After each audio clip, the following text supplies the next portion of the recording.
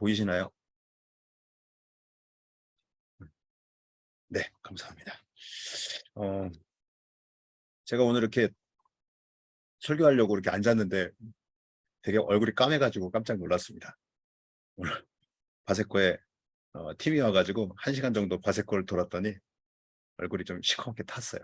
다른 날에 비해 시커먼 거 이해 좀 해주시고 또 잘 들어주시면 감사하겠습니다. 자, 오늘 본문은 제가 요새 계속 11장과 12장을 이렇게 계속 이렇게 촘촘히 이렇게 봐 나가고 있는데요. 오늘 12장 18절에서 27절, 오늘은 또 다른 새로운 조직이 나오는데 바로 사두개인이라는 조직이 나옵니다. 오늘 본문을 보면 이전의 지도자들과 좀 다른 느낌이 있습니다. 그전 지도자들은 어떻게 하면 예수님을 좀 잡아서 이렇게 좀 고통을 주고 또 어떤 분들은 좀 크게 해가지고 죽이려고 하는 뭐 이런 생각 속에서 질문을 좀 했다면, 오늘 사두개인들은 예수님을 잡아 죽이기보다는 자신들이 알고 있는, 자신들이 믿고 있던 이 진리, 또 아니면 자신들이 알고 있는 이런 생각들, 또 자신들이 옳다라고 하는 것들에 대해서 예수님께 질문을 하면서 그것이 또 맞다라고 아니면 틀리다라고 이렇게 좀 논쟁을 아닌 논쟁을 좀 해보려고 하는 부분이 좀 보였습니다. 그러나 저는 이 본문을 이렇게 묵상을 하다 보니까 사두개인들을 이렇게 보는데 마치 제 모습을 좀 보는 것 같았어요. 그들 생각이 왜 그런 얘기를 했냐면, 오늘 예수님께서 말씀을 이렇게 해주셨습니다. 예수께서 이르시되 너희가 성경도 하나님의 능력도 알지 못함으로 오해함이 아니냐라는 말씀을 24절에 이렇게 해주셨어요. 왜 이런 말씀을 하셨을까? 왜냐하면 이 사두개인들은요, 모세의 글만 알고 있었던 것이죠. 다른 그 이후에 사사기라든가 아니면 선지글들인가 시편인가 잠언에 이런 글들은 취급도 하지 않는 종족이었어. 그러다 보니까 예수님께서 이런 말씀을 하시면서 제가 느낀 거는, 나도 혹시 예수님께서 나한테 이런 질문을 하지 않으실까? 너도 혹시 이렇게 알고 있지 않니? 라는 저한테 질문을 좀 하는 것 같았어요. 그래서 저는 이 사두개인의 모습을 보면서 제 모습을 좀 보게 됐습니다. 그러면서 제 속에 혹시나 또 하나님에 대한 오해가 있나? 또 아니면 하나님에 대한 그 성경을 아직 모르는 게 맞나? 라는 부분들을 좀 다시 한번 고민해보고 좀 생각해 봤습니다. 그렇다면 여러분들은 어떤지 한번 오늘 말씀들을 이렇게 좀 한 절 한 절씩 보면서 여러분들은 하나님에 대해서 혹시나 오해하는 부분들이 있는지 한번 여러분들이 한번 체크해 보셨으면 좋겠습니다. 먼저 말씀을 좀 보겠습니다. 우리 신선희 선생님 한 번만 읽어 주십시오. 부활이 없다 하는 사두개인들이 예수께 와서 물어 이르되. 예. 오늘 이제 사두개인들이 와서 이제 예수님께 묻습니다. 아까도 제가 잠깐 얘기했듯이 이 사두개인들은 모세의 글을 따라 살아가는 사람들이에요. 다시 이야기하면 사두개인들은 모세의 글을 따라 자신들의 삶을 맞춰서 살아가고 있고요. 아까도 얘기했듯이 다른 어떠한 구전이나 다른 책들이나 다른 어떠한 문서들을 배척하는 자들이었습니다. 그러다 보니까 자신들이 옳다라고 생각하는 것을 외에는 다른 것들을 받아들이지 않았던 사람들이에요. 그러니까 제가 아까 잠깐 이야기했듯이 그러다 보니까 저도 혹시나 내가 또 안에 갖고 있던 무언가 때문에 하나님의 말씀을, 또 하나님이 말씀하시는 것을 혹시 내가 듣지 못하고 있나 라는 것 때문에 제가 아까 말씀드렸던 24절, 혹시 하나님께서 나한테 또 그런 질문을 하지 않을까 라는 부분들을 한번 생각해 봤습니다. 그럼 우리들은 어떤가? 또한 우리들이 아까도 제가 말씀드린 우리 안에 갖고 있는 또 틀에 맞춰서 성경에서 말하는 것을 또한 다르게 또 받아들이던거나 아니면 받아들이지 못하던가 하고 있지 않나라는 것들을 여러분 한번 좀 보셨으면 좋겠습니다. 혹시 나의 그냥 유익만으로 성경을 해석하고 있지 않는가? 하나 성경은 계속해서 우리에게 말씀하시지만 내가 편한 것만 혹시 듣고 있지 않나라는 것들을 한번 우리 시간 한번 좀 생각해 보면서 말씀을 좀 듣기를 바랍니다. 저도 이렇게 신앙생활을 하면서 제일 많이 들었던, 특별히 제가 이게 WMC와 브링업 그리고 우리 WCDF를 통해서 제일 많이 들었던 게 뭐였냐면 우리가 생명의 삶 할 때였어요. 생명의 삶 할 때. 생명의 삶 할 때 끝나고 나면 많은 대부분의 우리 성도님들 그리고 많은 우리 훈련생들이 이런 얘기를 합니다. 아, 제가 생각했던 거의 오해가 해결됐어요. 알지 못했던 부분들이 알게 됐어요. 그리고 불편했던 부분들이 해소가 됐어요라는 부분들을 많이 이야기했습니다. 아마 이 지금 여기 우리 WCDF 안에 있으신 분들 가운데서도 아마 이런 고백들을 하지 않았나 싶습니다. 정말 죄송합니다. 이게 정빈이가 잠깐 와가지고요. 정빈아, 예, 네, 가 있어. 예, 죄송합니다. 아, 네, 네, 지금 한 대 맞고 나갔습니다. 네, 여러분들 가운데서 이런 고백이 혹시 있지 않으셨나요? 저도 정말 이 고백을 너무 많이 했던 것 같습니다. 제가 저번 주에 우리 또 선교사님을 통해서 생명샘을 들으면서 또 저도 이렇게 나눔을 통해서 들었던 내용 중에 또 이런 이야기들이 많이 있었습니다. 내가 지금까지 알고 있었던 성경의 말씀이 좀 잘못되었었네, 오해가 좀 있었네, 또 해결되지 못했던 부분들을 통해서 좀 해결됐네 라는 부분들이었어요. 저도 마찬가지입니다. 저도 이제 생명의 삶을 들으면서 어떻게 보면 좀 깨어난 부분들이 있는데요. 제일 그중에 여러분들과 좀 하나 나누고 싶은 게, 어떻게 보면 지금 저번 주에 이어졌던 생명의 삶 복습이기도 한데, 바로 죄에 대한 부분입니다. 죄. 죄라는 것은 여러분, 우리가 참 저도 교회를 참 잘 다니지는 않았었어요. 이 필리핀 오기 전까지는. 그러다 보니까 잘 듣지는 못했는데, 제가 이렇게 신앙생활하면서 설교를 들으면서 제일 많이 안 들었던 게 바로 죄에 대한 부분인 것 같아요. 많은 목사님들이, 또 많은 선교사님들이 죄에 대한 부분들을 잘 설교 안 하시다. 그러다 보니까 죄에 대해서 잘 몰랐었던 거 부분이에요. 그러니까 우리가 죄를 이야기할 때 보면 그냥 흔히 얘기하는 사회적인 법, 그 다음에 도덕적인 것, 이게 나의 죄라고 생각하고 그것만 회개하고 살아가는 경우가 너무 많았던 거죠. 근데도 그러다 보니까 우리는 회개했다고 살아가지만 나는 또 계속해서 그 죄를 지어가면서 또 계속해서 내 안에 죄성, 그리고 못 박힘으로 인해서 그 죄의 자국들로 인하여서 계속해서 고통스러운 날들을 계속해서 보냈다라는 것들이죠. 근데 그런 가운데 우리가 또 선교사님을 통해서, 또 생명의 삶을 통해서 들었던 말씀으로 통해서 우리가 깨끗하게 어떻게 보면 해결됐던 부분이 바로 죄에 대한 부분이었죠. 여러분, 제가 복습 한번 해볼게요. 세 가지의 죄를 이야기하셨습니다.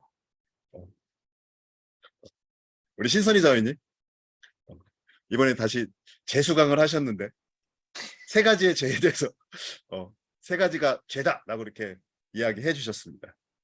무법이 죄다? 네, 그리고 자기 인생이 자기에게 자기가 결정할 수 있다는 거 죄다? 네, 아니, 세 가지가 좀 양쪽에 헷갈려가지고, 그리고 자기 뜻대로 하는 것도 죄고, 뭐 모든 선한 행실이 하나님과 그건 죄가 아닌데. 무법이 죄인 건 맞아. 무법이 예, 죄야. 예. 그리고 무법은 첫 번째. 자기가 네. 하나님 노릇하는 거 죄야. 그죠? 그러니까 미래를 결정하는 거. 미래를 네, 결정하는 거. 네. 그 다음에 세 번째가 예. 그 양심에 꺼리낌이 있는데도, 알고도 행하지 않는 거. 네, 알고 또 행하는 거가 네. 그건가? 예, 맞췄습니다. 맞나? 맞으셨어요. 박수를 보내. 그러면 그걸 통틀어서 우리가 하나로 이야기하면 내가 하나님 노릇하는 게 죄라고 이야기를 했었습니다. 정말 저는 이 생명의 산 강의를 이렇게 들으면서 처음엔 되게 쇼킹했어요. 아니, 솔직히 처음은 아니었어요. 처음에 듣고는 저는 기억도 안 났어요. 왜냐하면 첫 강의 때 저는 제 훈련할 때는 전 듣지도 않았었거든요. 그때 아마 선교사님도 아실 거예요. 그때 제주도에서 제가 생명의 삶을 했는데 맨날 그때 잠만 잤거든요. 저는 생명의 삶을 한 10대 번 들었는데 한 10대 번쯤 됐어야 그때서야 깨닫기 시작했어요. 그때서야 들리기 시작하더라고요. 그 말씀들이. 그래서 정말 이게 우리가 잘못 알고 있었던 부분들이구나. 근데 한번 이렇게 다시 돌아보면 우리가 그렇게 죄에 대해서 알아가고 있습니다. 알았어요, 이제. 그렇다고 우리가 사회에 돌아갔을 때, 현지에서 세상을 할 때, 그거를 또 생각하면서 살아갈까요? 그렇게 또 죄를 안 지면서 살아갈까요? 또 죄를 지어가면서 살아가죠. 또 내가 지금 이야기했던 무법으로, 또 하나님으로 받아들이는 게 아니라 내가 주인 되어서 살아가는 그런 모습이 되지 않는다. 사도계도 마찬가지. 이렇게 배우려고 하지 않았어요. 우리는 배우면서 깨달으면서 살아가고 있었는데 사두개인들은 배우려고도 하지 않았어.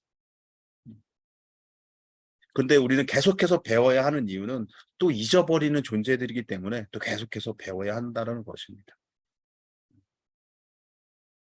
제가 오늘 이렇게 팀이 와서 이렇게 이야기하다 보니까 저한테 이렇게 물어보더라고요. 여기서 몇 년 정도 있었냐. 그러니까 생각해 보니까 17년 정도 됐어요. 벌써 필리핀에 온 시간. 근데도 아직도 제가 죄 노릇하면서 하나님을 알아가면서 내가 하나님을 고백하고 하나님이 하신 일이라고 계속 고백하면서도 항상 내 마음속에서는 또 내가 무언가가 하려고 하고 내가 주인 돼서 하려고 하는 모습들이 계속해서 있었다라는 것입니다. 그러다 보니까 오늘 제가 아까도 처음부터 이야기했던 내가 혹시나 계속해서 사두개인이 아닌가, 내가 또 듣지 않고 하나님의 말씀을 듣지 않고 또 내가 무언가를 하려고 하는 모습이 있지 않았나라는 싶은 생각을 해봅니다. 이런 사두개인들이 오늘 예수님한테 질문을 합니다.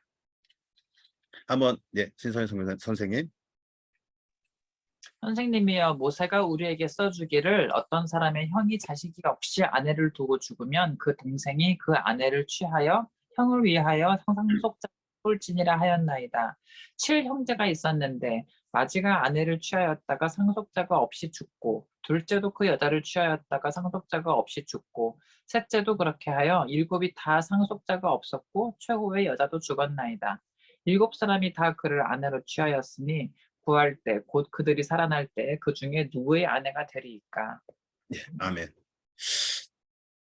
지금 이 성경 말씀은 지금 현대적으로 봤을 때 특별히 한국에서는 정말 있을 수 없는 일이죠. 어떻게 한 여자의 7명의 형제를 다, 우리가 흔히 얘기하는 근신상간이라는 이런 참 안 좋은 문화 속에서, 근데도 왜 이 당시에는 이거를 사두개인들이 예수님께 질문을 했을까 하는 것입니다. 왜냐하면 모세의 글에 이 글이 있기 때문입니다. 이거를 계대혼인법이라고 하는데요. 신명기 25장 5절에서 6절 말씀입니다.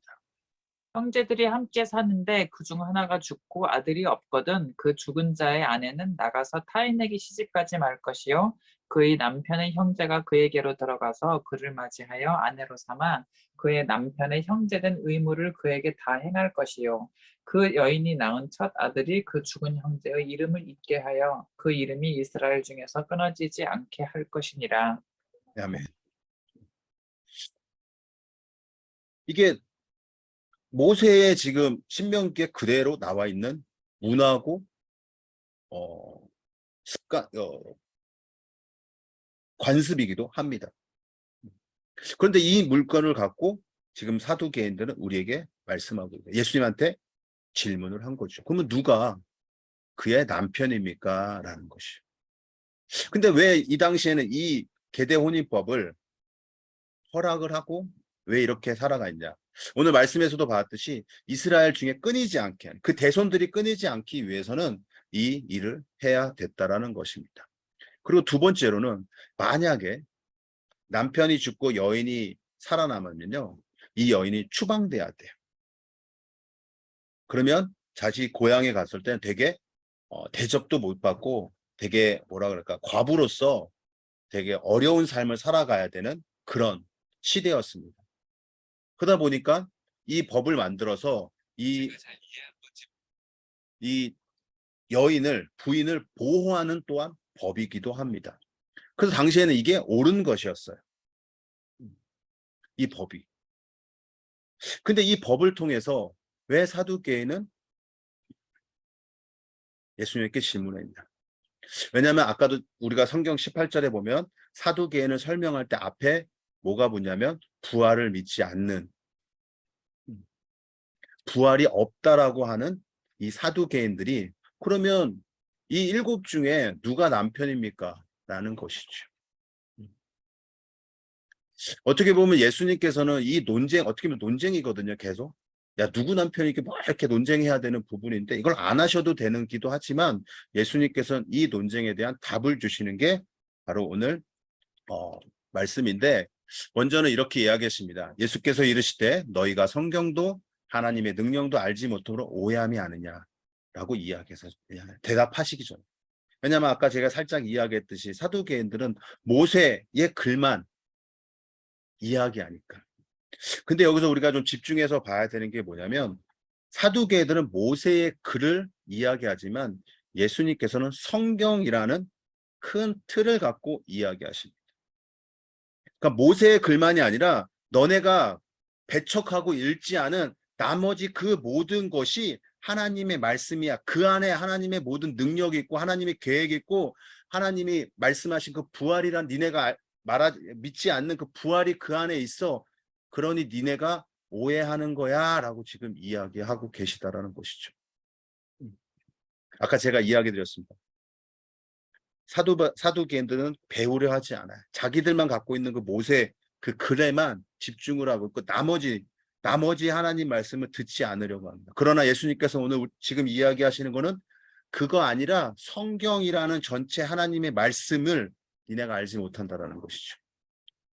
다시 얘기하면 하나님의 큰 뜻을 니네가 알지 못하니까 니네가 지금 오해하고 있어 라고 지금 이야기하고 있다라는 것입니다.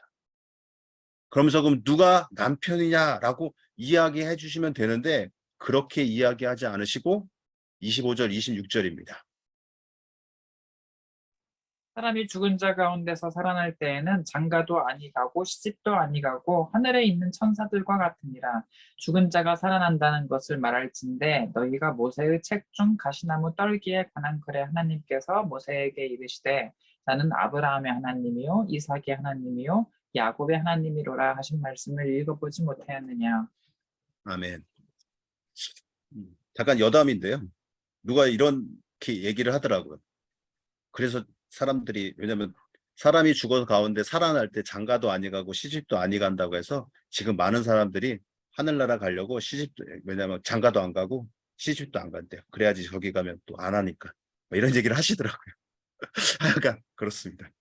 자, 죽은 자 가운데서 살아날 때 다시 얘기해서 부활할 때는 사두개인들이 믿고 있는 부활은 그러니까 말하고 있는 부활은 그냥 육체적인 부활이에요. 그래서 다시 육체적인 삶을 살아가는 그런 부활을 이야기하고 있는 것이고요. 그 질문 가운데는 그러나 예수님께서 말씀하시는 이 부활은 죽은 자 가운데서 살아나서 육체의 삶이 아니라 하나님과 함께 살아가고 있다는 것을 지금 이야기하고 있다는 것입니다.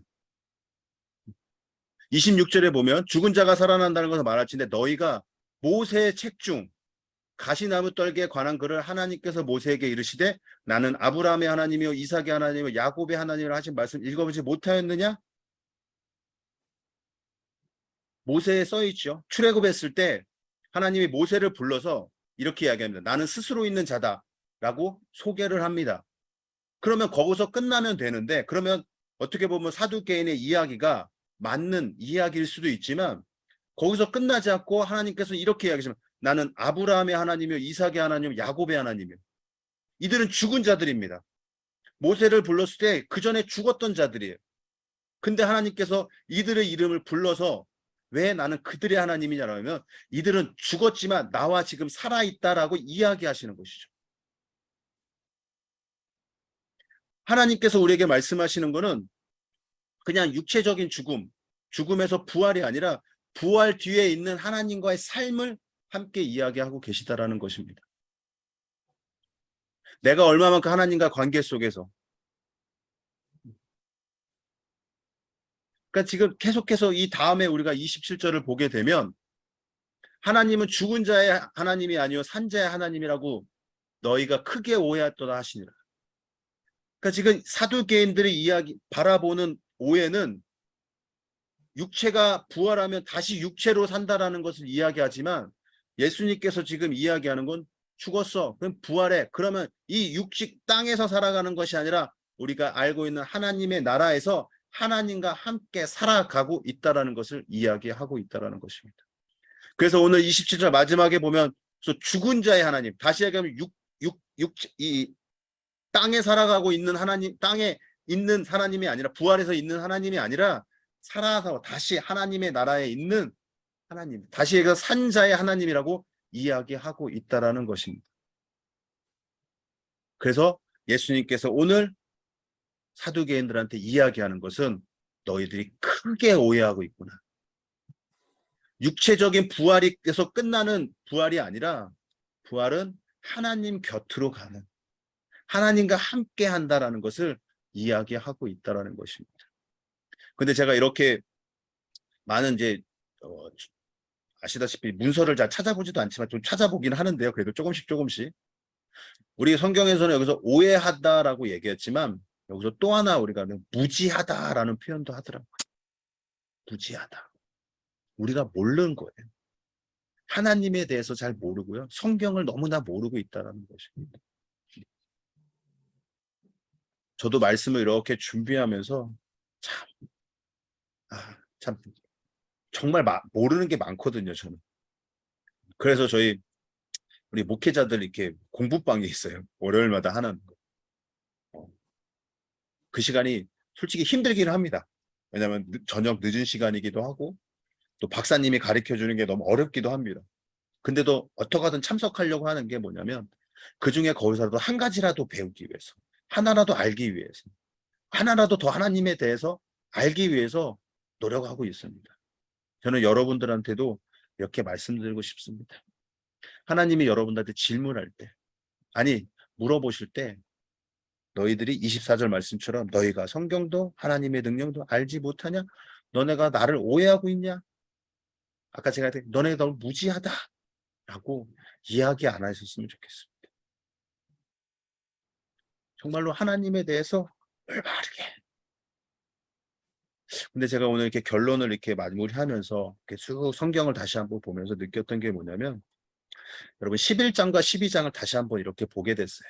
보게 되는데 우리가 11장에는 성전 정화 사건이 있었고 그 다음에 권위가 어디에서 나왔는지에 대한 이야기가 있었고 12장에서는 버린 돌이 있었고 또 세금에 대한 문제가 있었어요. 그런 것을 다 이렇게 다시 되새겨 이렇게 보니까 참 그런 것도 우리가 오해였구나 또 무지했구나라는 것을 다시 한번 돌아보게 됩니다. 왜 예수님께서 아까 제가 잠깐 얘기했듯이 논쟁 안 하셔도 돼요. 그들한테 뭐라고 안 하셔도 돼요. 근데도 예수님께서 그렇게 하시는 이유가 뭘까? 왜 우리를 다시금 그렇게 가르쳐 주시려고 하실까? 왜 예수님은 지금 그 길이 지금 예루살렘에서 그 일주일의 길이 여러분 아시다시피 돌아가시는 길이에요. 이제 십자가에 달려야 이 사건을 하러 가신 길인데 끝까지 그 가시는 길까지 한 사람 한 사람 지도자들과 대제사장들과 서기관들과 바리새인들과 헤롯 당과 사두개인을 만나서 하나라도 더 가르쳐. 누구한테? 제자들에게. 아니면 그곳에 있는 많은 이들한테 니네 이렇게 지금 오해하고 있어. 니네 지금 무지한 거야. 성경 몰라? 성경 읽어봐. 하나님의 능력이 그냥 육체의 부활로 끝나는 게 하나님의 능력이야? 더 큰 능력이 있어. 왜 그걸 모르겠니? 니네 성경 봐. 하나님의 말씀을 들어. 라고 지금 우리에게 어떻게 보면 큰 소리로 외치고 있으신 거라고 저는 생각을 합니다. 여러분, 우리가 제가 어젠가요? 그저께 이렇게 조사를 하다가 그 어떤 목사님의 이런 설교를 하나 들었는데 이런 그 짤 설교였어요. 짤 설교인데 이런 거였어요. 장로님들이 많은 또 주변 목사님들이 자기한테 골프를 배우라고 하더라고요. 근데 본인은 골프를 안 치고 있대. 지금까지 그렇게 좀 대형교회 목사님. 왜 안 치냐 했더니 그게 골프가 너무 재밌다고 하시는 거예요. 주변에서 꼬실 때. 골프 너무 재밌어. 한번 해봐. 근데 이분이 끝까지 안 치는 이유가 만약에 하나님 말씀 보는 게 골프가 더 재밌으면 어떡하냐고. 성경을 보는 것보다 골프가 더 재밌으면 어떡할 거야. 여러분, 우리가 성경 보고 하나님의 말씀을 읽고 하나님의 말씀을 듣는 게 그 세상에 얻는 것보다 재밌어서는 안 돼요. 다른 어떤 게 보다 재밌어야 돼요. 재밌어야 돼요. 저도 이렇게 말이 좀 헛돕니다. 네. 재밌어야 돼요. 하나님 말씀을 보는 게 더 재밌어야 되고 하나님 말씀 듣는 게 더 즐거워야 되고 하나님 말씀을 앉는 이 순간이 행복해야 돼요. 그래야 우리가 우리를 너무나 사랑하신 하나님을 알 수 있어요. 여러분, 하나님을 무지한 그냥 내가 알고 있는 하나님에서 끝나지 마십시오. 성경을 넓게 보세요. 저를 가리키는 우리 선교사님들이 항상 얘기하는 얘기입니다. 성경을 항상 크게 봐라, 넓게 봐라, 멀리 봐라. 하나만 보지 말아라 라고 항상 이야기하십니다. 여러분 삶에 혹시나 오늘 24절의 말씀처럼 혹시 여러분들의 성경을 하나님의 능력을 알지 못하고 오해하는 부분들이 있다면 여러분 다시 한번 주님 앞에 주님과 함께 성경을 보면서 그 오해하는 부분 또 하나님의 더 알아갈 수 있는 그런 우리 WCDF 성도님들이 되기를 바라겠습니다. 네, 이 시간 우리 말씀을 또 한번 생각해 보시면서 기도하시면